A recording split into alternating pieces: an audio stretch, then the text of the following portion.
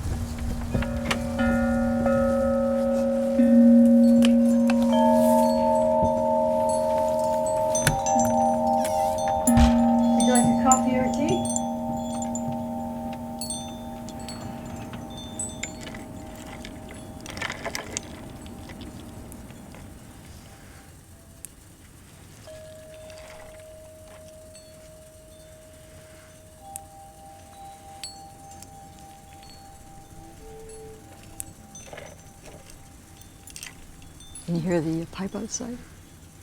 Yeah, I can.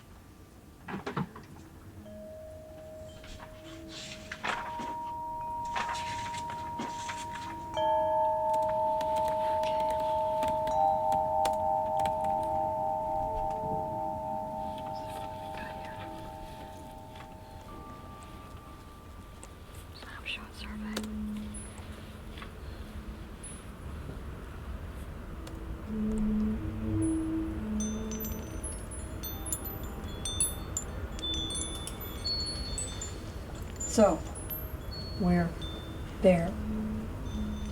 This is the aviation forecast, and you can see that it's improving.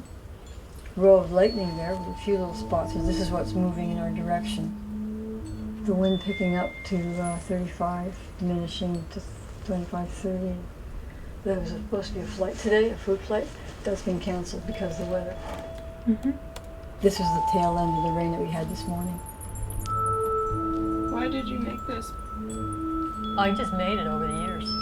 Some of the crystals people gave me, but like that washed up on the beach. A class gave me that little medallion. So I did a talk there and they gave that to me.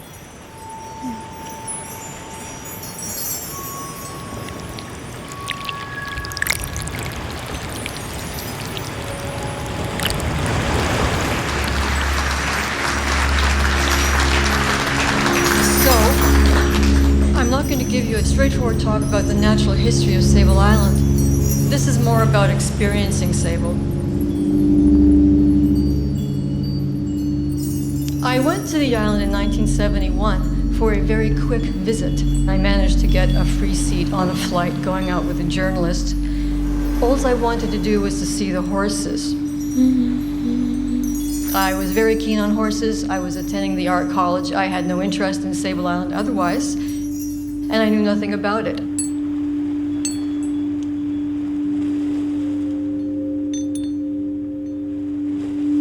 Initially, I just wanted to be there, you know, just to be there. I mean, it's so compelling being in a place where you're learning things directly rather than reading about it in a book.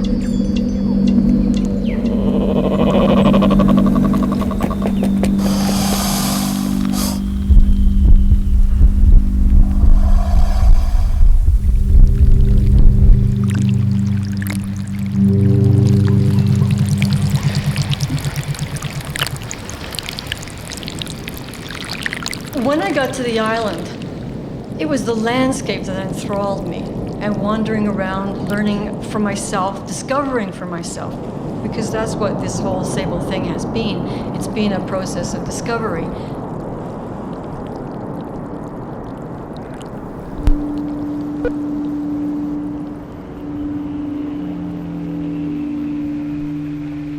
Sable Island, 20 miles long, 1 mile wide, lies low in the North Atlantic, about 100 miles off the coast of Nova Scotia.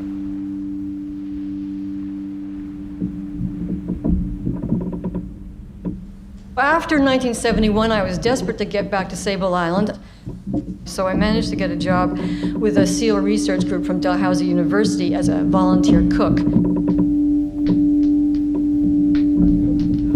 Since I had a lot of time in between cooking, I started working with the project, catching seals and trailing along behind Henry James, taking notes as he was taking compass bearings on seals' tracks.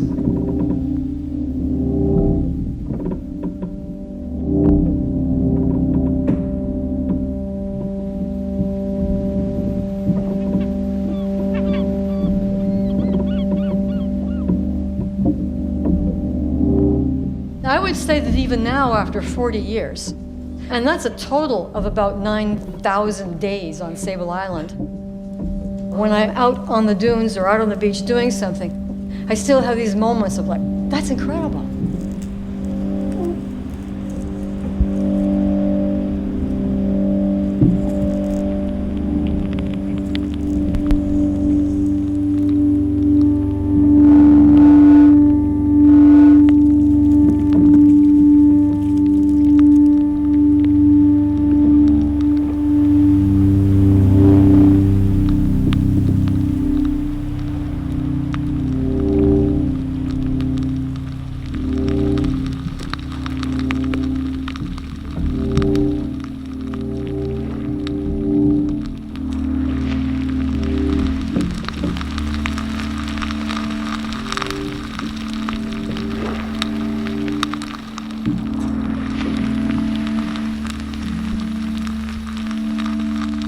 Some slides of them building this, you know, the life and times of the A-frame in Sable Island.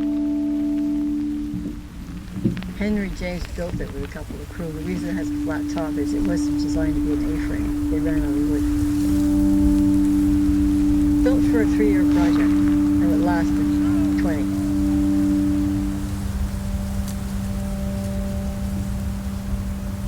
This is where I started on Sable Island. Here.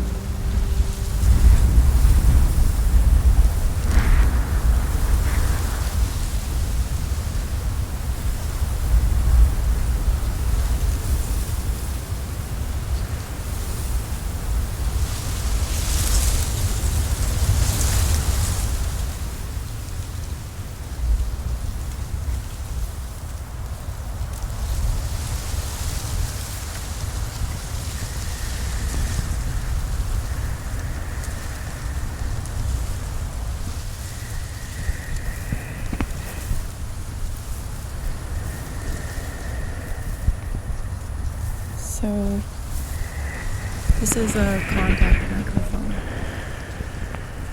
if you just hold this, it's going to record the sound within the wood. So within the A-frame. Okay.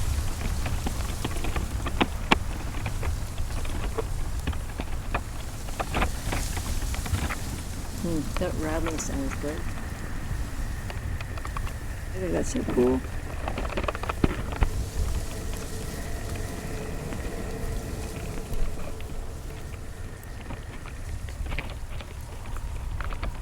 I mean, this building is a ghost.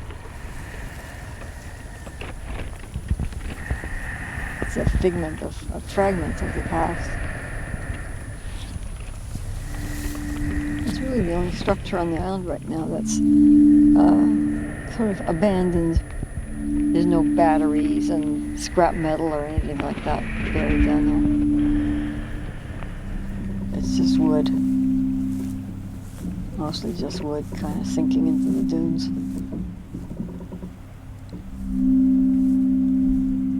It's got all kinds of stories buried in there.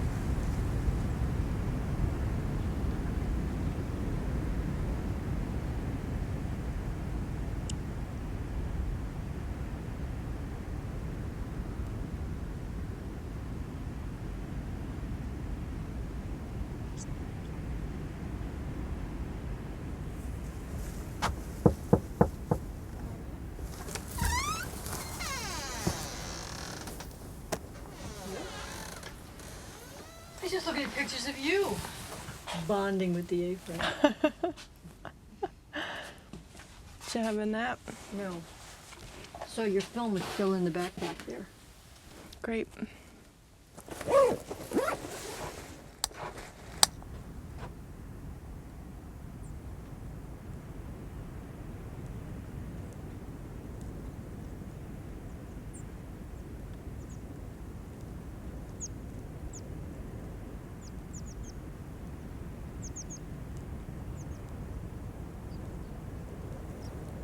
How long can you leave film in moonlight? In moonlight. I mean, I'm just looking at how the grass is folded over like this. If you had some, you actually just laid something out under the grass and let the grass itself be exposed with the moon shining through it. Just try this. So in order to find the emulsion side, you put your lips on it. And whichever side your lips stick to is the emulsion. Okay.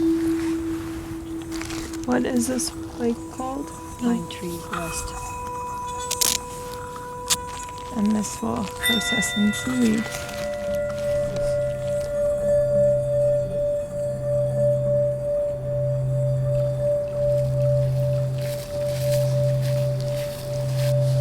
I was thinking we could pick a spot for burying film along the fence line.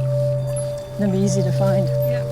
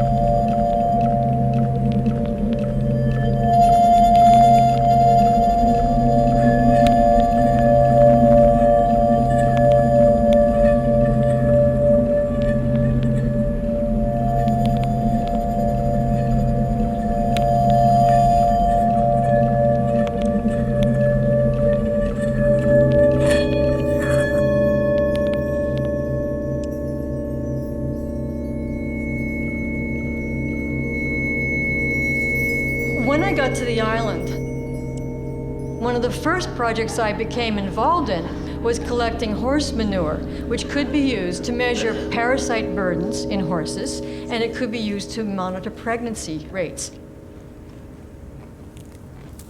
I calculated, based on the number of samples I collected over the 10 years that I worked on this, that I carried over that time about 6,000 pounds of horse manure in my backpack in total.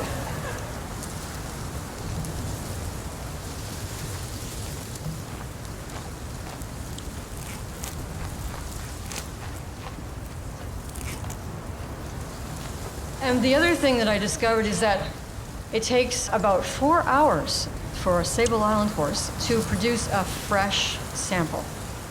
If you come upon a group of horses who are snoozing, when they stand up, they'll almost all produce a fresh specimen. So then I could sort of sit there and read a book and wait for them to stand up. And then it was a bit of a panic because you wanted to know where each sample was because I needed to know which horse it came from.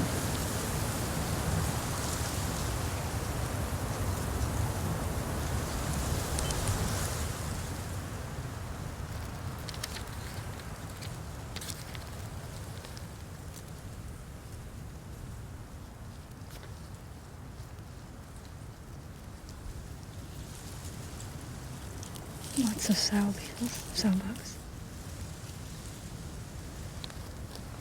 So I was actually recording the seeds that that I could see in the dung, seeds, seaweed, different types of grass, if I could tell the difference, and some interesting things every now and then, finding balloon ribbon in a pile of manure, indicating that the horse had eaten it.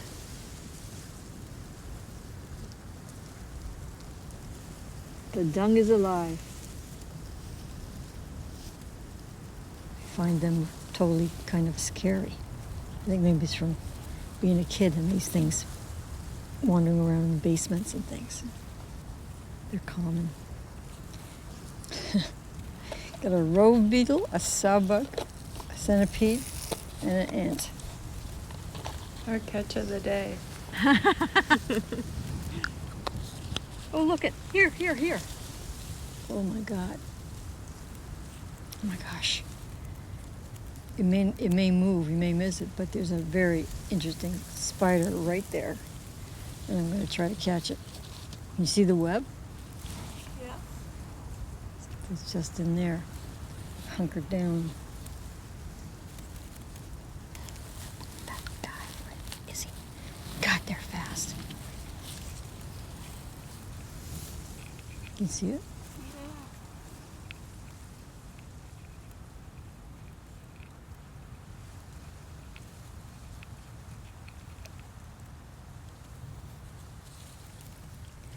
That was a battle.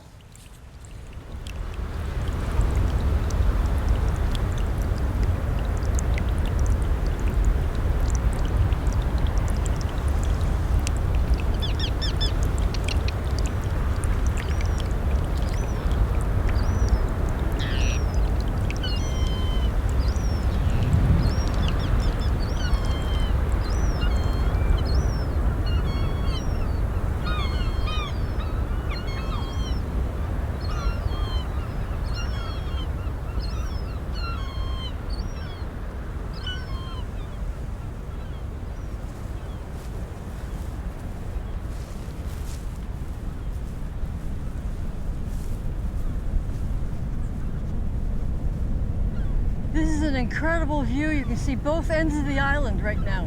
This doesn't happen very often. The end of the spit. And the end of the spit in that direction.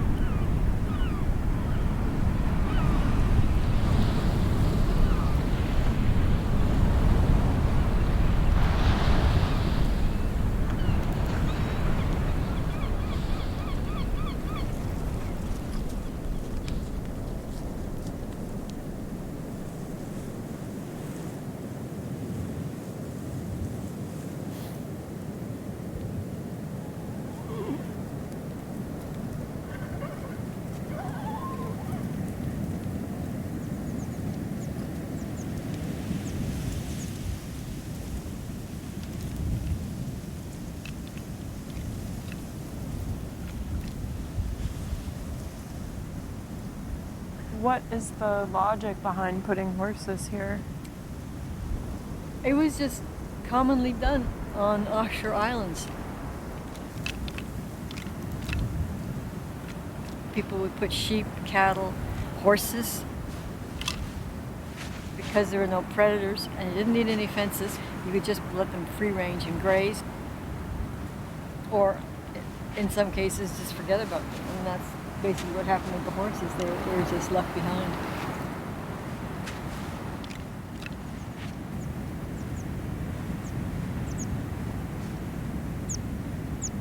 How have these numbers changed now? Hugely. Well, when I first started working here on the horses, the population ranged from 150 to 250. So now it's ranging from 450 to just over 500.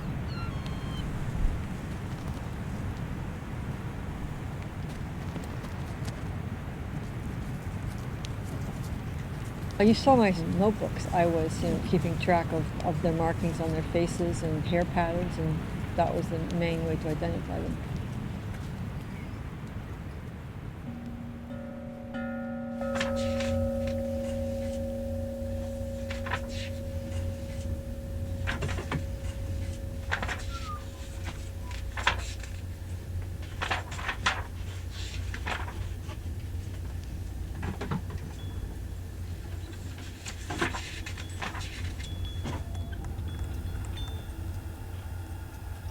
A spreadsheet is a step to a database. Basically, a spreadsheet is the easiest way to enter a whole lot of data. For instance, if I wanted to know all the horses who happened to be in that location, I would then sort by column G. Or I could sort by column G plus the date, so then I could see who was in that location earliest and latest. This particular spreadsheet has got over 10,000 entries. So it's quite full for a spreadsheet.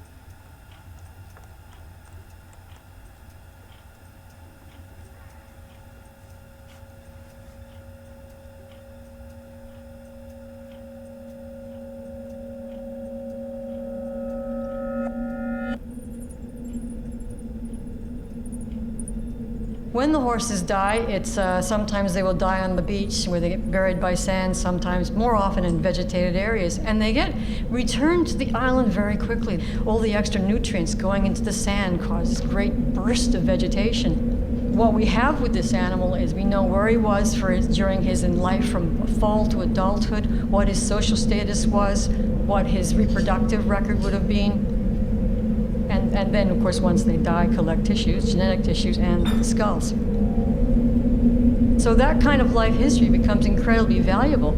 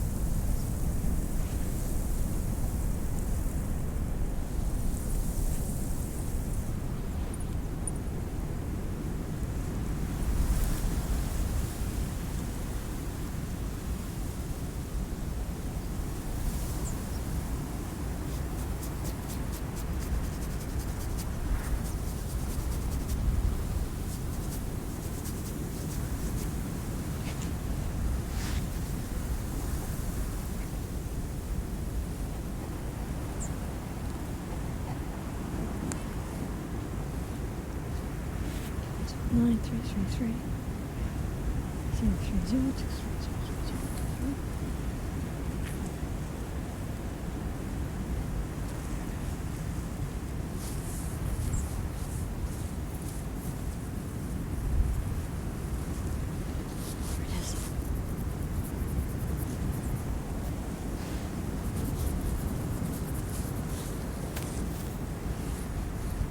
So you know which guy this is.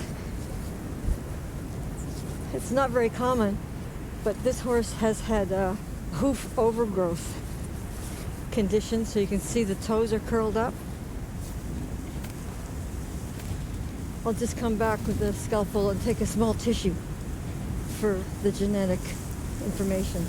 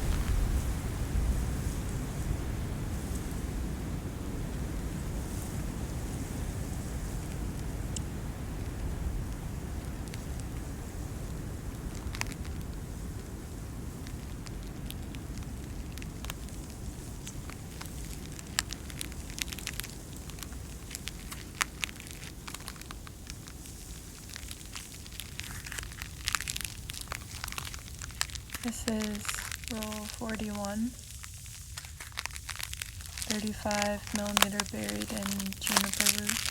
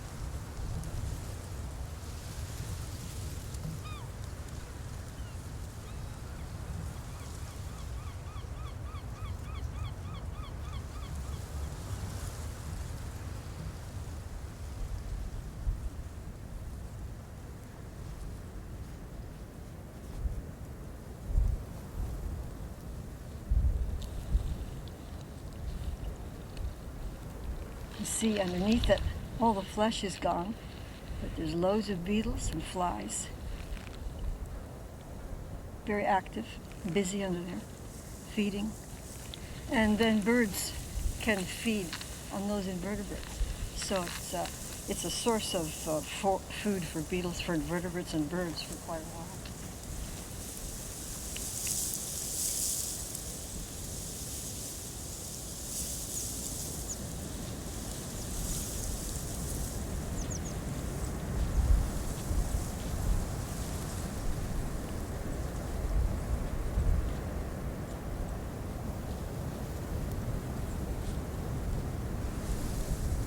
The horses stand here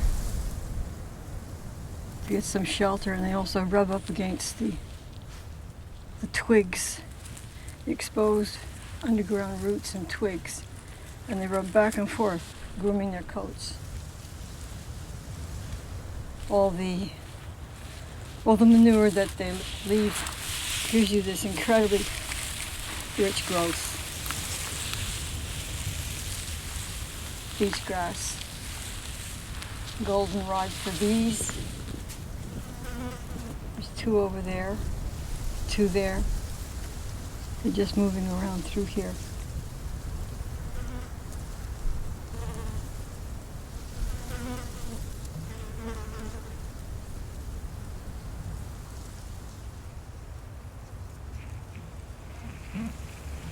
In a place like this, the scent of the roses and the juniper gathers.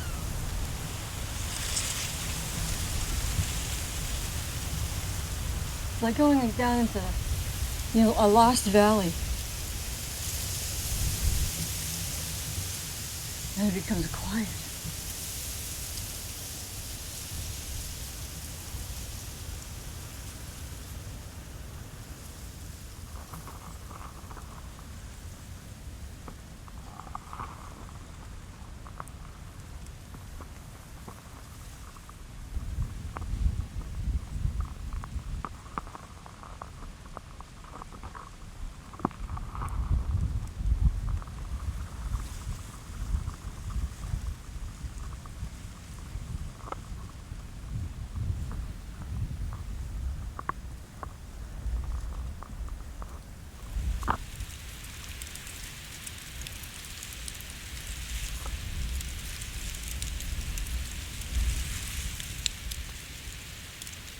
Can you smell this? That spicy smell? That's the yarrow. It's just the seeds now.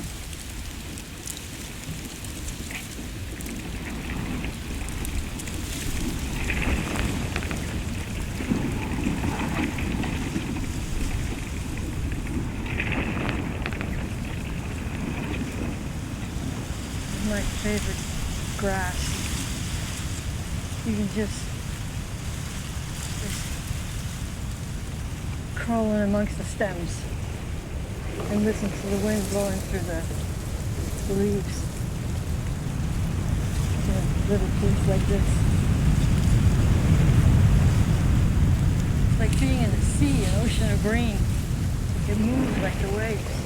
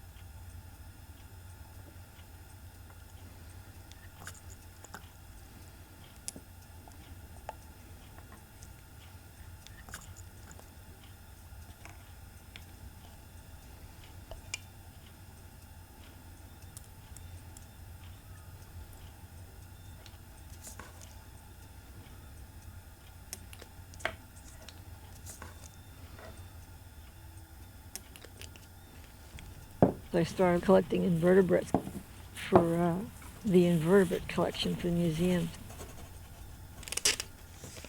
Just focused on the beetles and then got interested in all the invertebrates. All the invertebrates get recorded in a spreadsheet. Basically, when I'm actually working, I'm taking a GPS all the time on everything.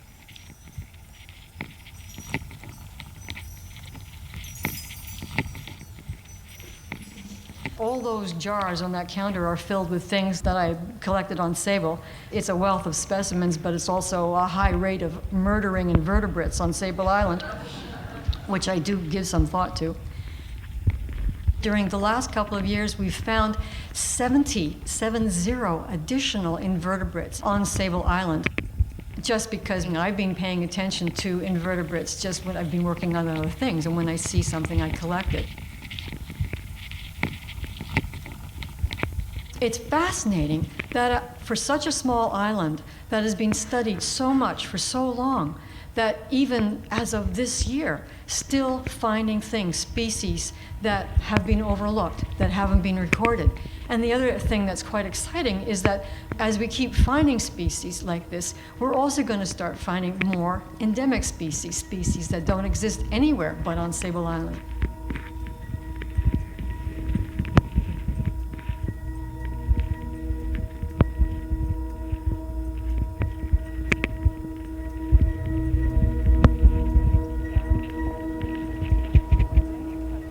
Can you use those microphones to pick up bugs with noises and stuff? Yeah. So the bug would have to touch the electrode? Yeah. Okay.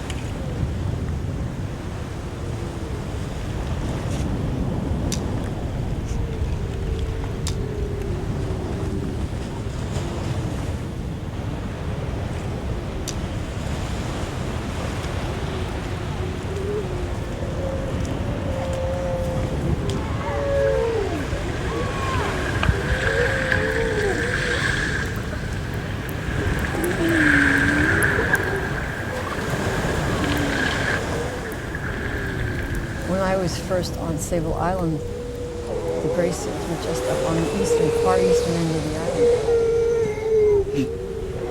And they started moving down onto the dunes near the spit and then colonizing West Spit and the beaches on the north and south sides.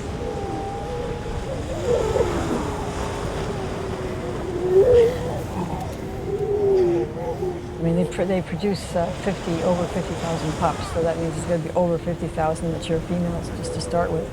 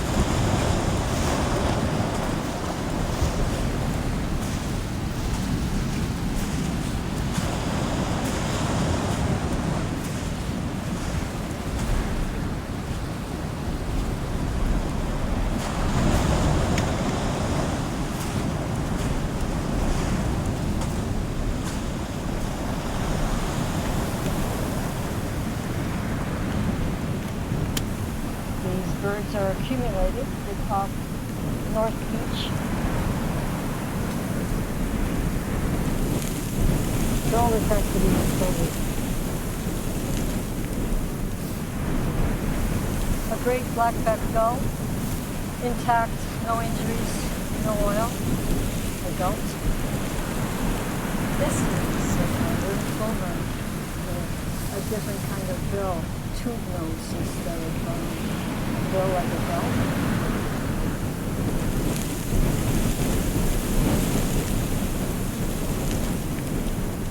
A northern gannet, a juvenile, they have quite different plumage from the adults, which are white with black antlers. The juvenile's got very dark wings with tiny white speckles, spots on it.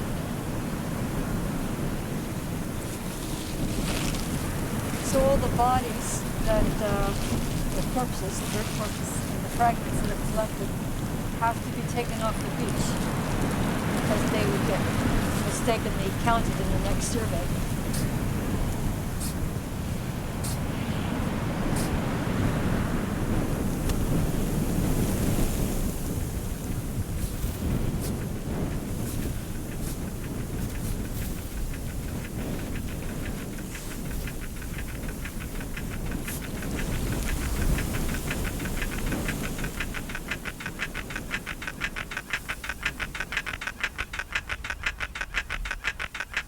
Because they feed far at sea and they pick their food off the surface of the ocean, those seabirds are considered as a sentinel species.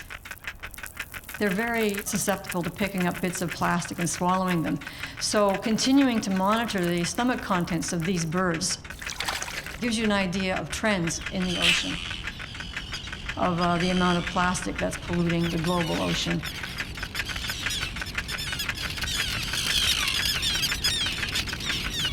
So over a 22-year period, of 300 corpses that I collected, 72% of them had stomachs filled with plastic.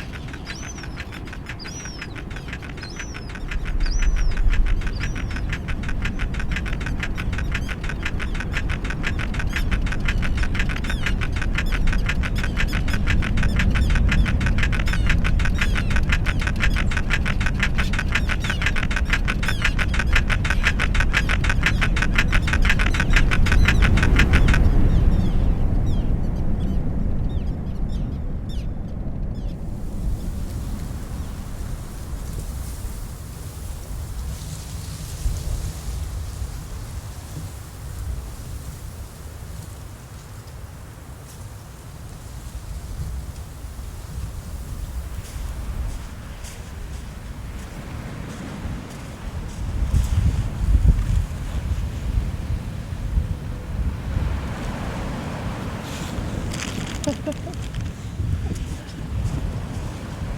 20 years ago, this whole area was a series of freshwater ponds interconnected that stretched all the way through here. And standing here, there would be a row of dunes out there and you wouldn't be able to see the ocean from here. And I'm standing where there was fresh water at one time.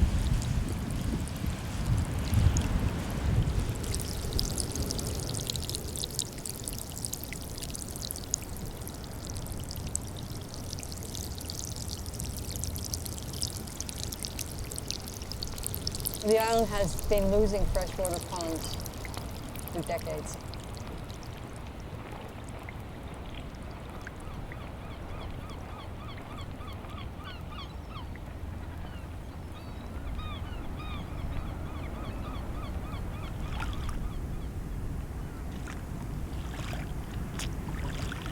This is Pine Tree Pond West. So there's a lot more vegetation. You can see how trampled it is by the horses drinking here. All the holes made by their hoofs as they walk around and sort of churn up the bottom. A horse water hole that right now is inactive, but since they haven't been using it recently, small plants have taken root and are growing. But once they start using it again, they would paw at the sand and make it a little deeper, and those plants would disappear.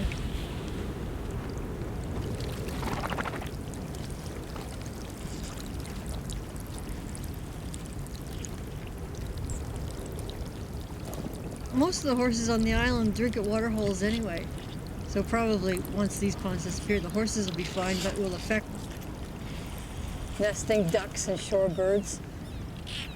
and all the pond invertebrates, all the bugs and little fish to be gone, and freshwater plants.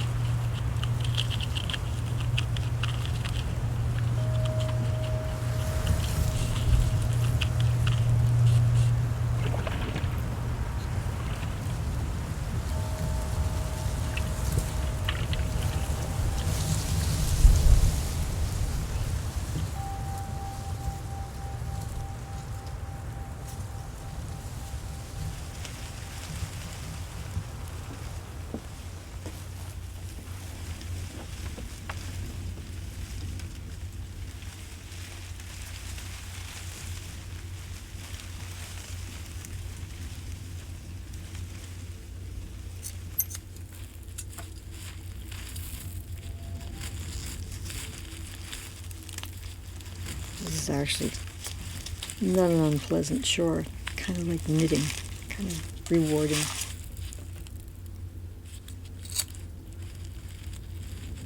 Whenever something's happening on the mainland, you can sort of tell by the bundles of balloons that turn up. Green and red and white for Christmas. Red and white on Canada Day, red, white, and blue on July 4th. Orange and black on Halloween. Easter is usually pastel colors. These are the lips or the rings on the balloons. Separate them and then count the number. That's the way to quantify how much balloon debris is being found.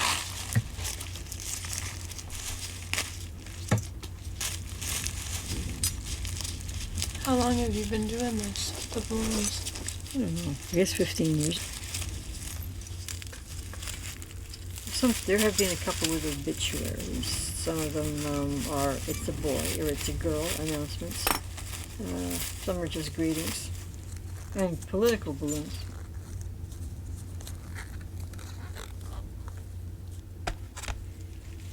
But also ones from the States for county sheriff, vote Liberal or Liberals lie.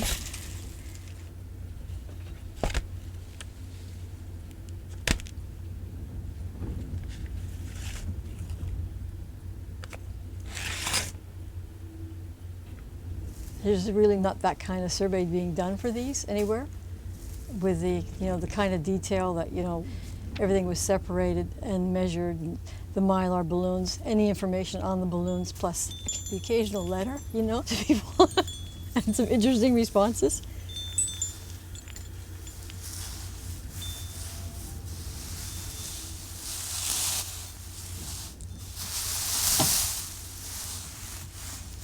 Look at what's left in here.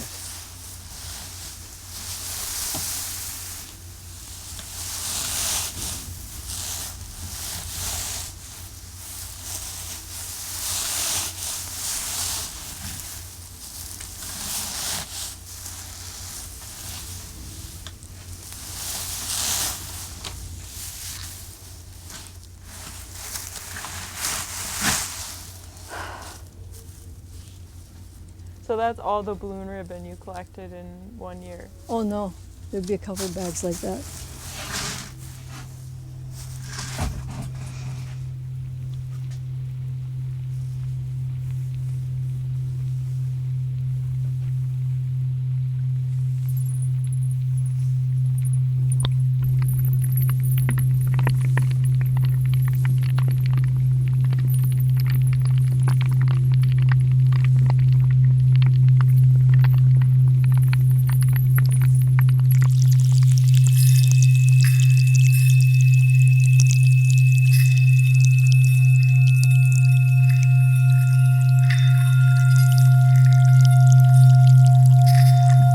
The number of balloons we find on the islands have declined, probably not so much because there's been a real understanding of how bad these things are, but because the cost of helium is increasing dramatically and it's becoming scarce, and so not having helium is solving this problem for us.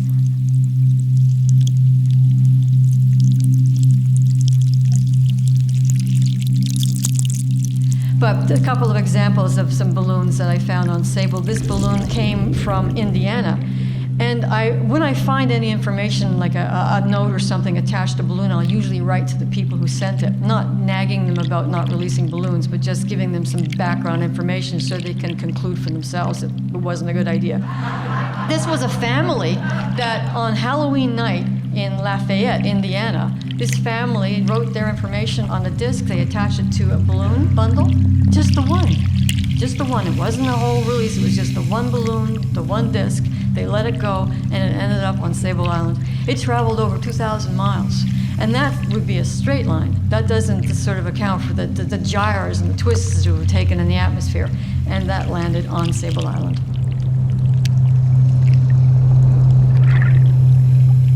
All kinds of garbage washes up on the beach on Sable, and the plastic breaks up into smaller and smaller pieces.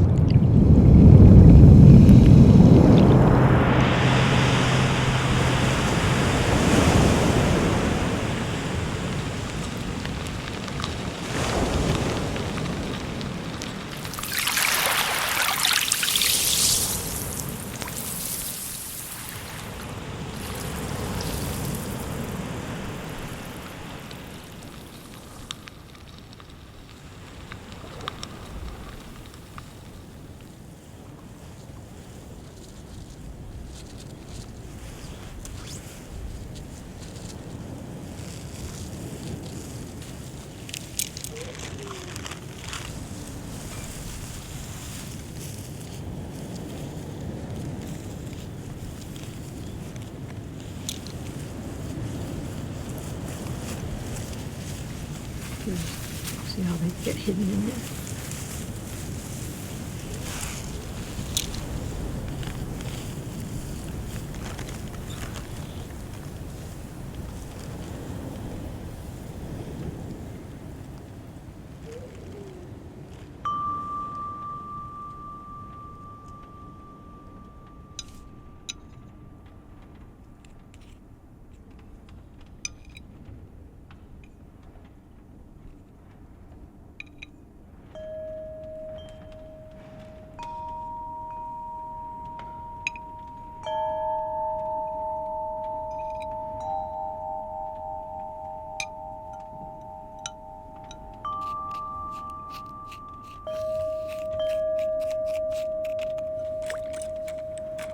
So they're all microplastics. Those are nurdles. Nurdles generally are virgin plastic that gets shipped as a raw material for manufacturing plastic items. Sometimes they're being shipped and they're shipped in bales, like big bags, like feed bags. And if they get lost, because cargo is lost, then a lot of them would get into the environment. Nurdles have been a recognized problem since the 60s, so there's certainly people paying attention to nurdles. I separated them by color so that I could further separate them by use and origin.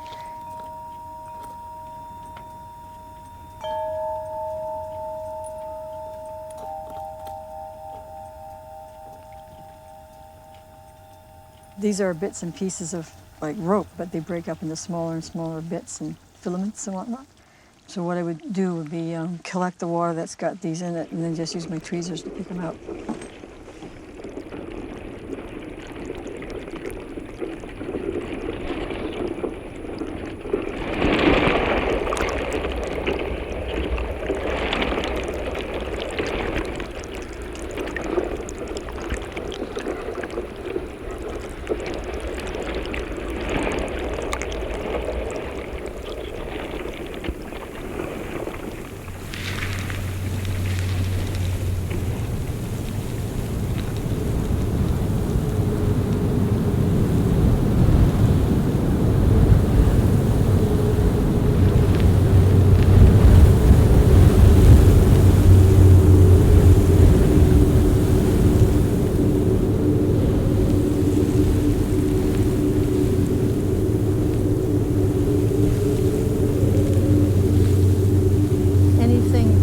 Slows the wind down so that it drops sand in an area can generate the growth of new dunes. Because the little clump of balloons is there, it slows down the wind and the wind starts dropping the sand grains. And that's how actually dunes are built, by vegetation or by seaweed or by bits of driftwood. So even a little bit of litter can do that. You can see all the sand that's collected in there from the wind.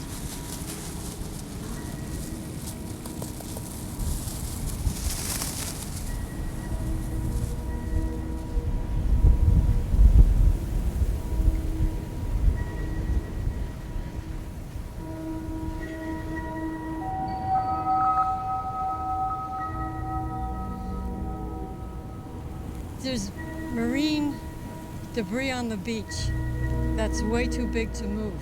So they have to be inventoried, photograph taken, estimate of size, just documented and kept track of over the long term to see if they break up, degrade, or move. So with this thing, once it starts getting vegetated, it could develop into a dune as well. I'd say maybe 10% of it is exposed. And probably some of it is still at sea on the bottom. It's been, I would think, maybe at least 20 years since it's first appeared in the island. Here, probably just a couple of years.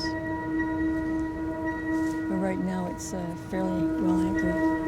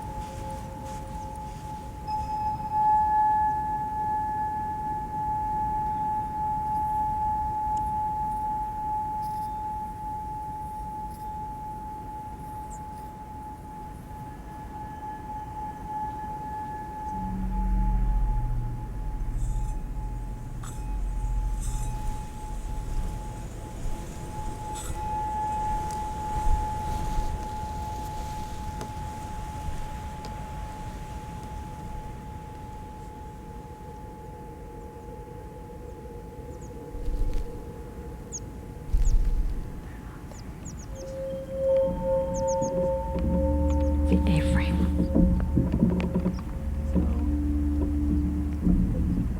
So everything pivots around the A-frame.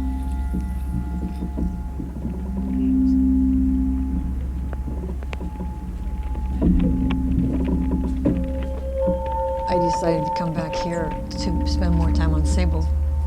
The fact that it lasted so long wasn't a choice.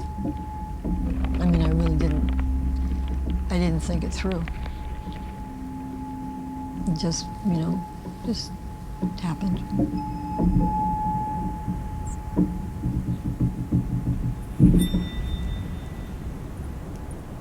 I mean, anything happening is this whole series of minor decisions that merge one into the other and have no significance on their own, but they accumulate and add up and end up in something going in one direction or another or multiple directions.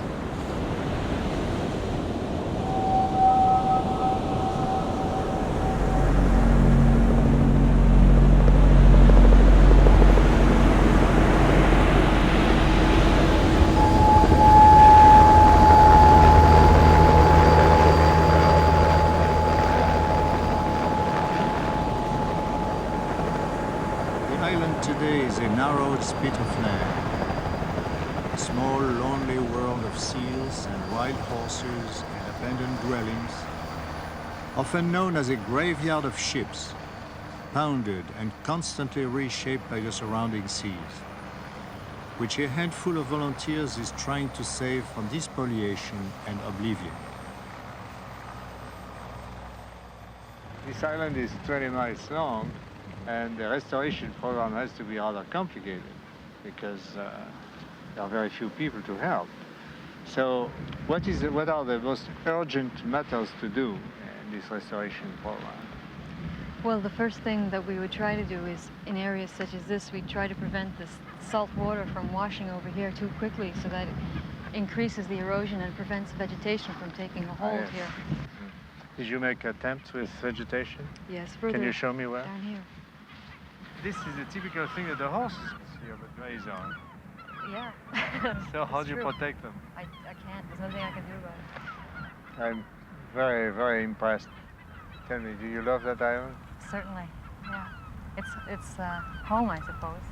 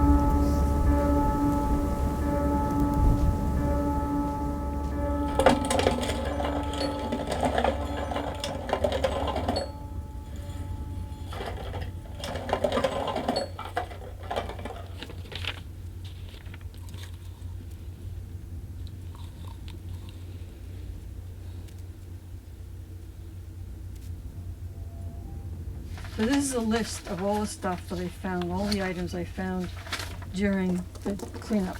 So I have to find the labels for everything and make sure that it indicates that this originated in Canada, and if it didn't, then where. So 111 items, only 17 of them originated clearly in the United States. And then another 8 originated beyond that. So Brazil, Japan, South Africa, Haiti, Malaysia, Russia, Cuba, and then a couple of Central America. Doing brand audits are not that common yet, so the work on sable will be new, but it's not a new question to ask.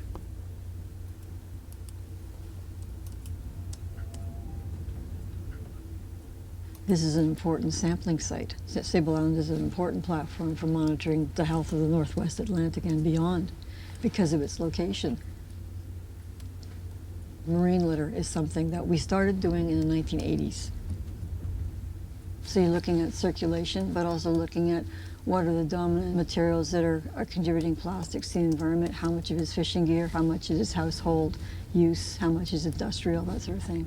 And the reason you want that information is to try to solve the problem, to find ways of reducing input and possibly even cleaning up. But reducing input is the big thing. Yeah, so basically, I mean, you need the information to solve the problem.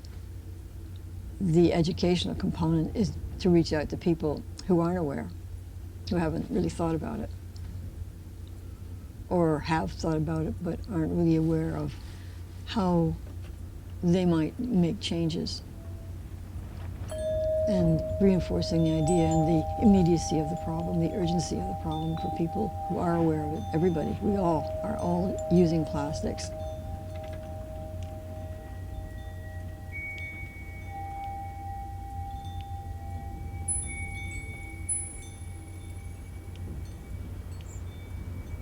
Why do you think it doesn't just come from within?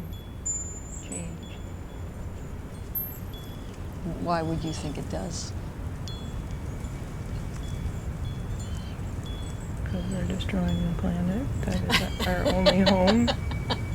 It's space. I mean, kids can understand and get it really quickly. They're not out there with a job and you know, buying stuff for their family, et cetera, you start to lose connection with that when the reality of the world and the planet gets a grip on you.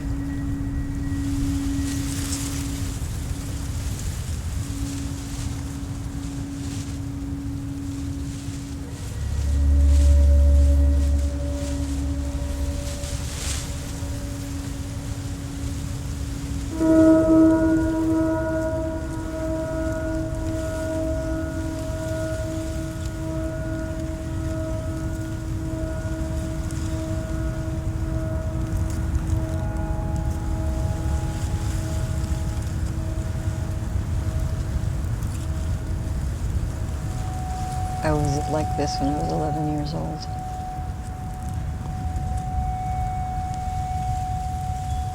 I remember thinking about it when I was a child, living in a suburban area, and there were vacant lots, just wild, messy places.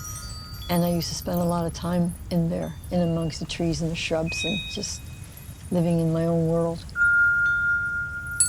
And then, you know, they'd get plowed up, the house would be built, and they'd be gone.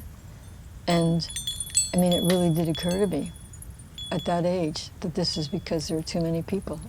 There were too many of us, and we just kept destroying things. That's all I had in my head. I didn't have any idea, any sort of education or any background or anything, any thoughts about environment, ecology, or anything like that. I just made a connection between people and development and what I thought of nature, which was, you know, just the greenery in a vacant lot.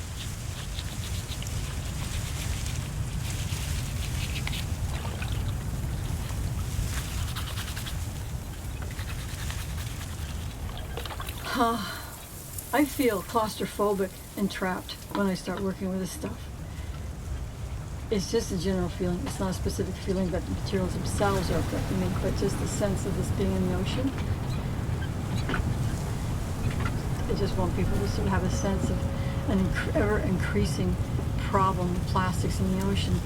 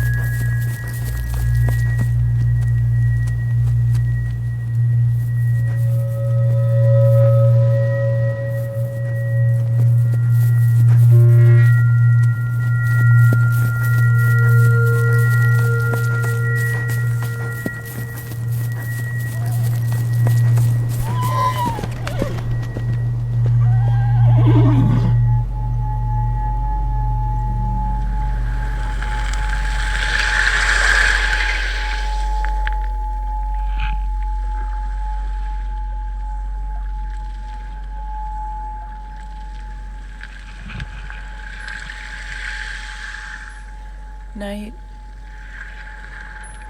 Sable Island mist collecting on film, hand processed in seaweed.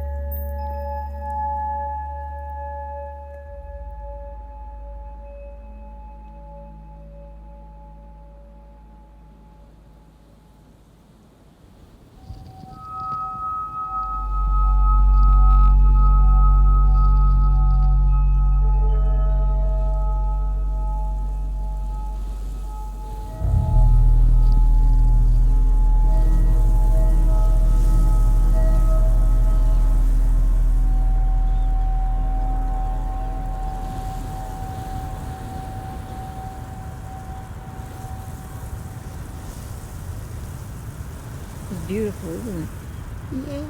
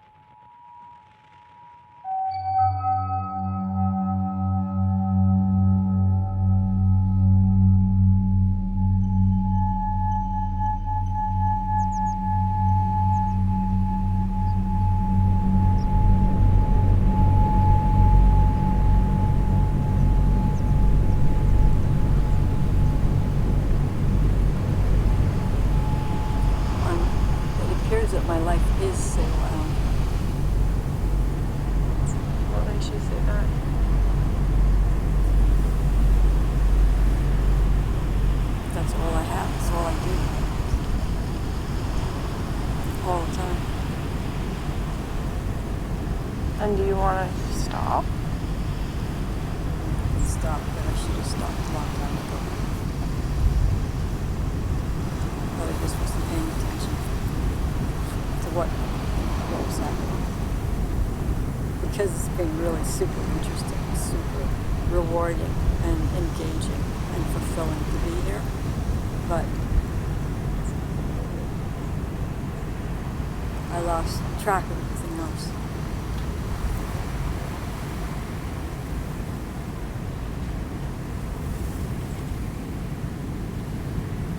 Let's get this stuff back to the station and come up with a new plan. Or we could focus on getting sound. You don't really need me for getting sound, do you? No, but it'd be nice to spend time together.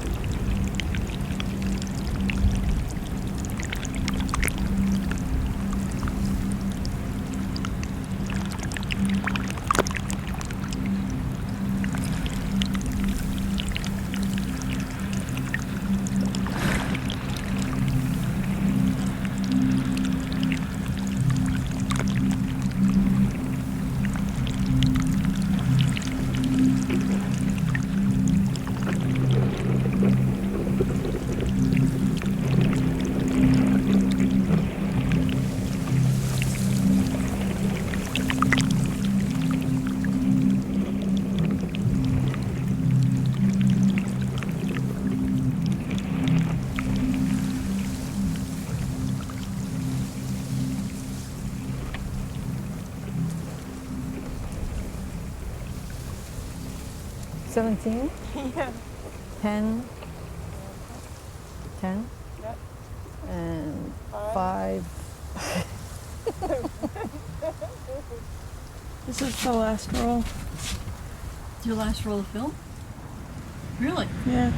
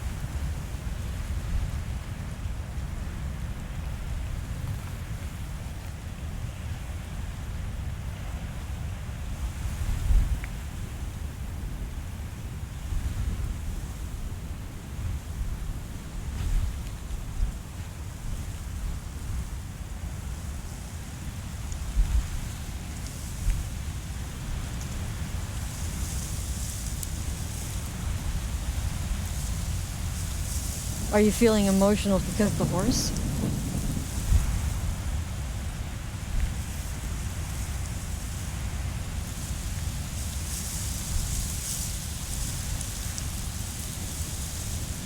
It's the best of life.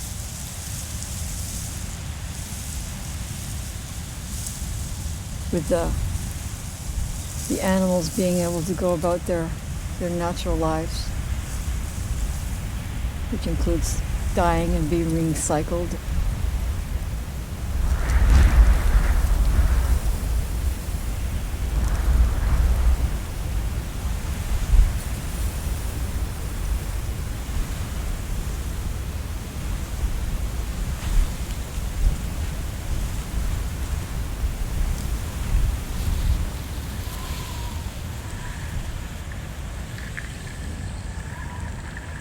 It's not unusual to find, a corpse of a dead horse, but as it decomposes, all the nutrients that made that horse, all the organic materials become part of the ground, the sand, and then new grass grows up around the corpse, new yarrow, new goldenrod.